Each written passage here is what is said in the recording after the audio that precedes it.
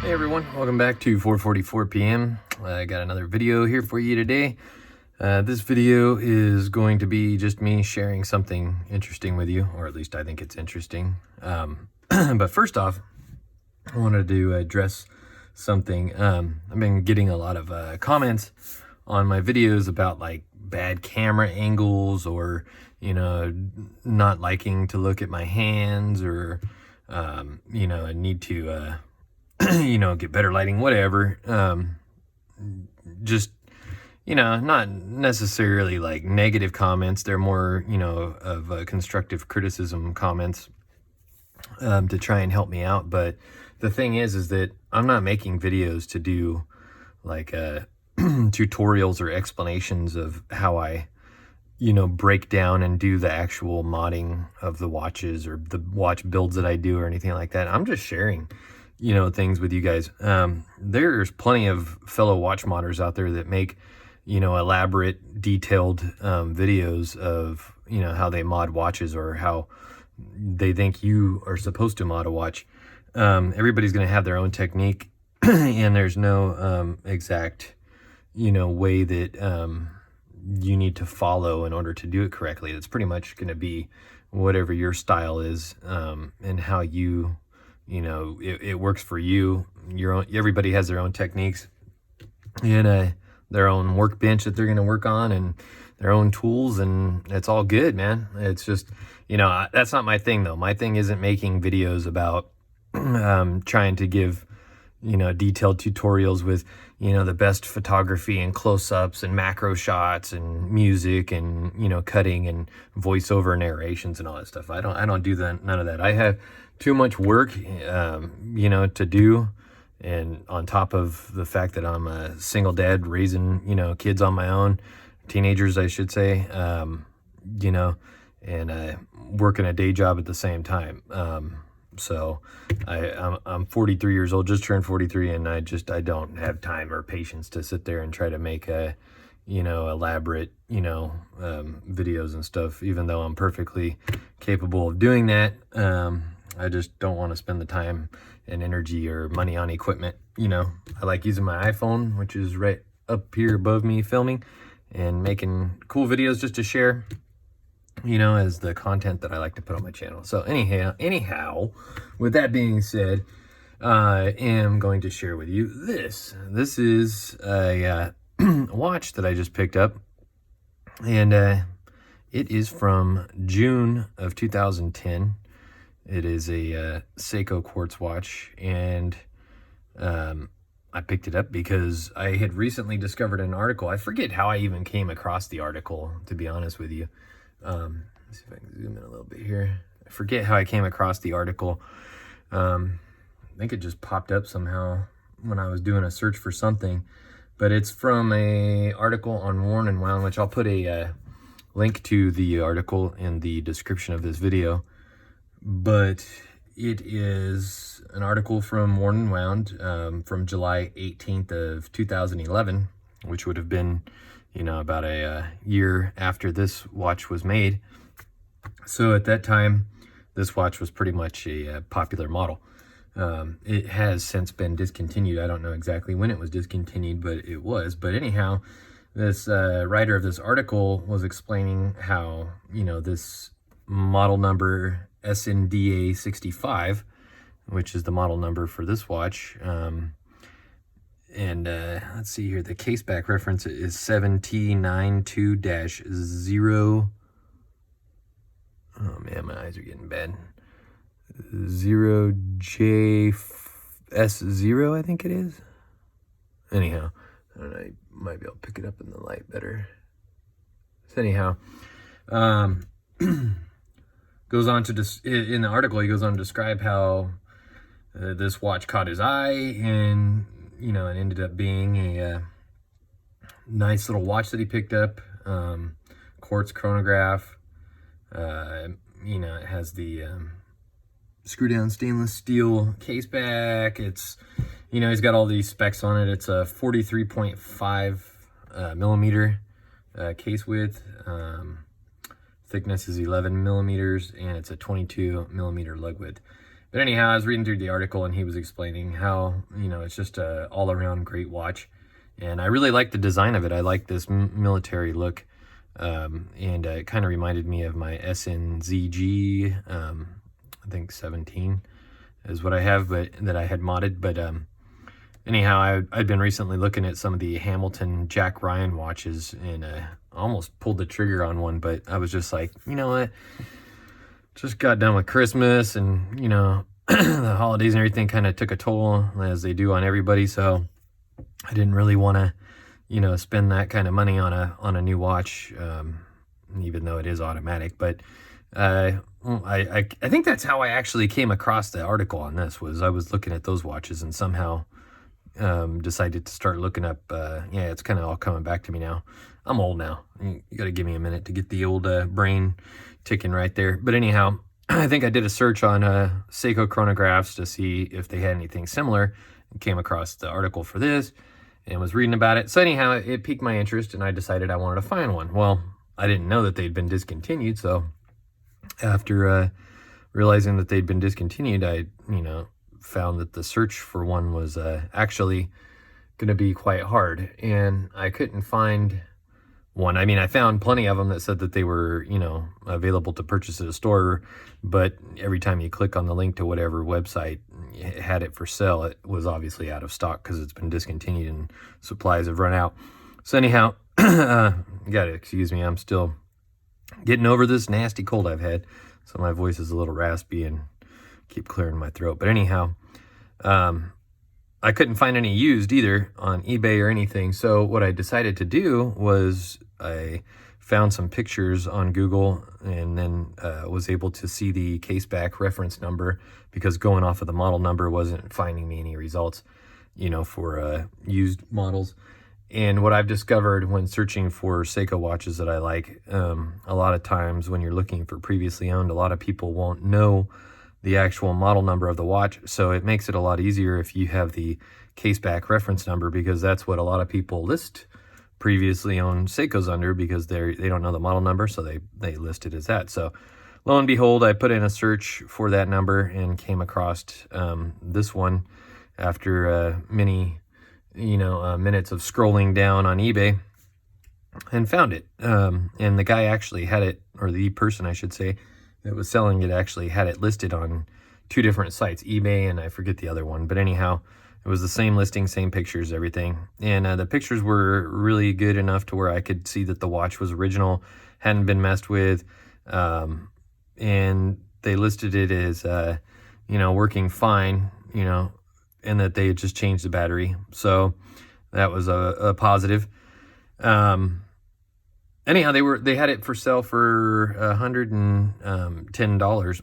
And I've seen some of these that have sold, you know, previously owned for like $400, because I guess after this article that I found came out, apparently they started to become very popular and sold out, and then people were trying to, you know, get a hold of them and were willing to pay a little bit higher price, even though it's probably definitely not worth it. But they were paying a higher price, and then also they became a little bit collectible. So whenever one did become available for sale, as previously owned, then they were selling for like $300-400, which is probably more than what they went for brand new. But anyhow, the person that I found was selling this particular one for $109. I was able to put in an offer.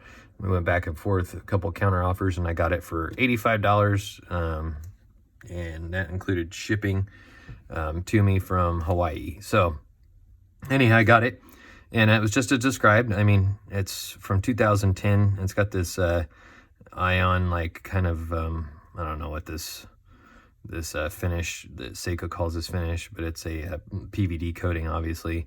It's like ion black, I think, or whatever is what they call it. But anyhow, it's got some wear marks on it. I mean, you can see it's got a few little nicks and stuff, but that's all, you know, gives it character, shows it's been worn. It's got a little bit of dirt and everything around it. But the battery had been changed and it is operational. But I think the reason that they actually did get rid of it was because it wasn't resetting back to 0. as it's supposed to. So I think that whoever put the battery in it thought that something was wrong with the watch and said, okay, got to sell it. That's why they were selling it so cheap. What they obviously didn't know is that with this particular quartz model, the Movement 7T92, you can actually recalibrate. There's a setting you can go into and recalibrate the hands so that they all reset back to 0. You just have to do it manually, and then boom, you're done. So I did that, and it works perfectly. I mean, as you can see here, it's going, stop, and then boom, everything resets back. Before it was like resetting all over. But anyhow, I got it. And immediately as I was waiting for it to ship to me, searched up that case reference number and ordered up a factory Seiko crystal to replace the crystal that's in it. The Hardlex crystal that's in it's all scratched up, as Hardlex tends to do. But I wanted to put it back to totally original. Didn't have an original band with it, so that was kind of like a bummer. But I actually have this band that I got with my Seiko 5 Street Series, the 5KX that I recently bought, which was an SRPD 91, I believe. Anyhow, it had the same exact finish because Seiko uses that finish on a lot of their watches. But anyhow, I still had this left over from that watch, which is since gone because I modded it into something else and sold it. But anyhow, found this tucked away, and it's a perfect match. So I am going to change the crystal out, but I'm also going to clean the case, lubricate all the seals, and put it back together. And yeah, got myself a cool watch. So this is the Seiko SNDA65 Chronograph, Quartz Chronograph, 100 meters. And just thought I would share that with you. I'm going to go ahead and tear it down now, and then I'm going to show you guys how I clean cases.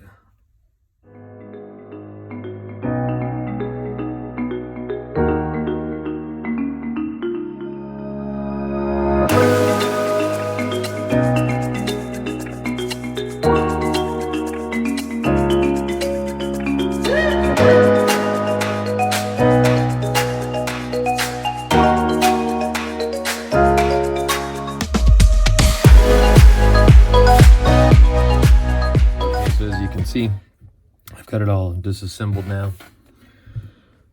Got the movement and dial and hands and everything protected over here underneath this glass. I got the chapter ring, which has lume on it, out.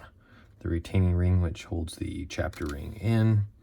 Got the crystal out, obviously. Case completely disassembled. Battery, this is case back gasket. Pushers for the chronograph functions. Got the crystal gasket.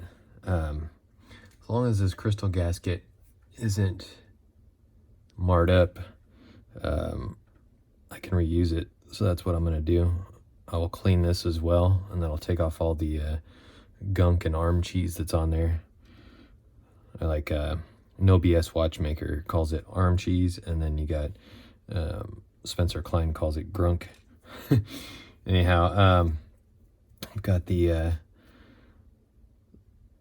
O-ring gaskets still on the pushers and on the crown and stem. I'm going to go ahead and leave those on for the cleaning as well, because the process that I use will clean all that off, and then I can assess the O-rings after that and see if I need to replace them. They might still be good, just might need to be relubed. Anyhow, I got the springs and the circlips for the pushers in here, and a trick that I learned from Spencer Klein on how to remove those without losing them, being that they're so microscopic, is to do it in a bag. So you put the case in the bag and your tweezers, and then use your hand on the outside to hold, things, and then put that hand in there, take them off, and then everything is contained within the bag and doesn't get lost. All right, so I'm gonna go ahead and take this. I don't need the crystal. Take this, all this over here, and This is all going to go over here. And then this, I can clean those springs up with a toothbrush because they don't have any real grunk on them. But as you can see, the holes inside here have quite a bit. This has stuff in here. The case has got, you know, like I said, some marks on it and everything. Gives it character. I thought about bead blasting it, but I think I'm going to keep it all original. I can always, you know, disassemble it and bead blast it later, but for right now, to match the finish on the strap that I'm going to pair it with, I'm going to go ahead and leave the PVD coating on there. All right, I'm going to show you my process for okay, so here's what I do to clean watch cases and bracelets. You know, parts that after I've disassembled a watch that I want to get all the arm cheese and whatnot off of. Now, of course, I'm not going to, you know, put a movement or anything like this in here. This is just strictly for, you know, non-mechanical parts that are going to be, you know, pertaining to the case or the bracelet. So, like I said, I've got, you know, the case back gasket, and I've still got the gaskets on the pushers and the crown and stem here. So anyhow, I don't know if any of you are familiar with Simple Green, but it is a excellent cleaner. It will not harm any of the metals that you clean. It's not toxic. It's biodegradable. It has, like, if I'm correct in my understanding of what Simple Green is, it actually has enzymes that help to break down the dirt and bacterias or greases and whatnot that, you know, cause all the dirt to build up. So what I do is this, you know, can be diluted, but I just take it, and I have this little, you know, inexpensive ultrasonic cleaner that I purchased on Amazon. I think it was like 25 bucks or less. And I'll, you know, take the Simple Green, I pour in, you know, just enough to basically, you know, cover the bottom of the little basket in there. And I just use the large basket. It comes with like a, it's actually they consider this like a jewelry cleaner, but it actually had like a little bridge thing that you can rest a bracelet on or whatever. I just use the large basket, and then I go ahead and heat up some water. You can go ahead and put the parts in now, so I'll take and put you know, the parts in. I'm going to put this crystal gasket in here as well, but I want to kind of like lay it separate so it's not going to have anything happen to it to where it's going to deform it or anything. And I'll just leave those on top of the case back there like that. And once my water is heated up, hot water definitely helps to break down the dirt and whatnot. But hot water's taking forever. Anyhow, let's look at this real quick. So this is dilution, save money. So yeah, you add, you know, water to it, obviously. Non-toxic, biodegradable. This stuff's awesome. They even make a well, right now they make a all-purpose degreaser one, but they used to make an automotive degreaser. I guess California, where I live, being that we're one of the dumbest and strictest states on environmental protections and crap, overkill over here definitely. But anyhow, I guess we're not allowed to get the automotive degreaser one anymore, which was really good at cleaning engines and stuff, and grease in general. So anyhow, now the water's heated, I'm going to turn that off real quick so that I can go ahead and not get it all over the place. And then I just add some water.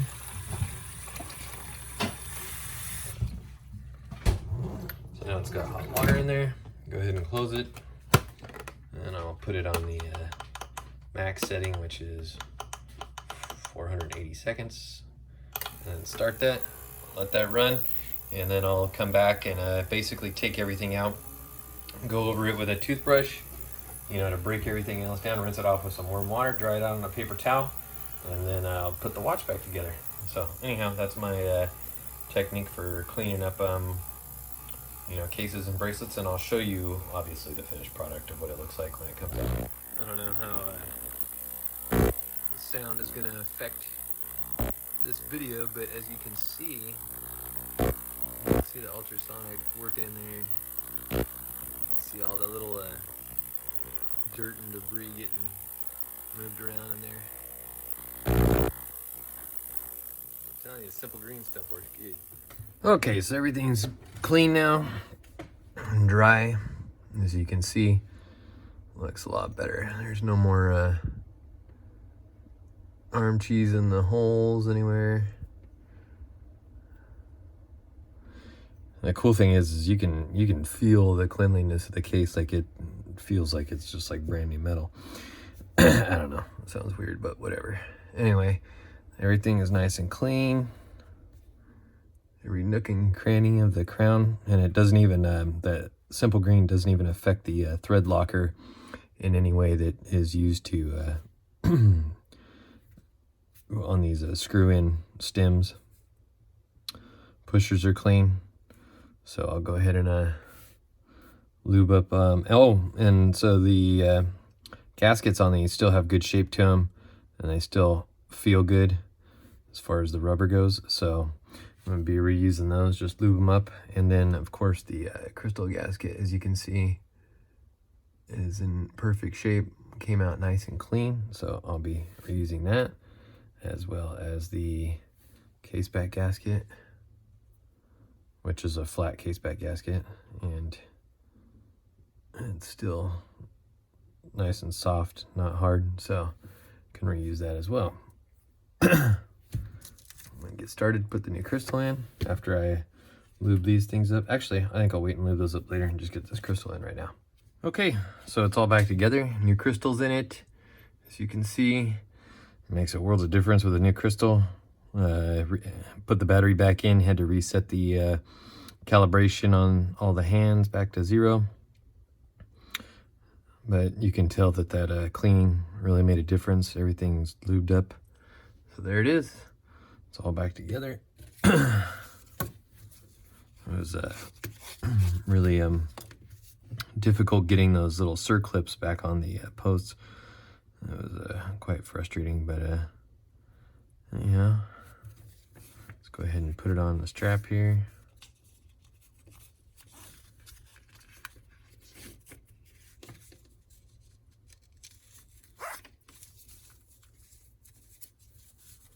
Throw it on wrist real quick.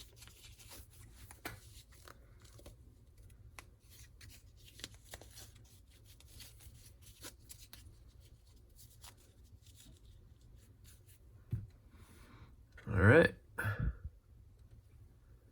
There it is. It's funny, I finished up just in time for it to be at the 10 and 2 position. All right, thanks for watching. Hope you enjoyed it.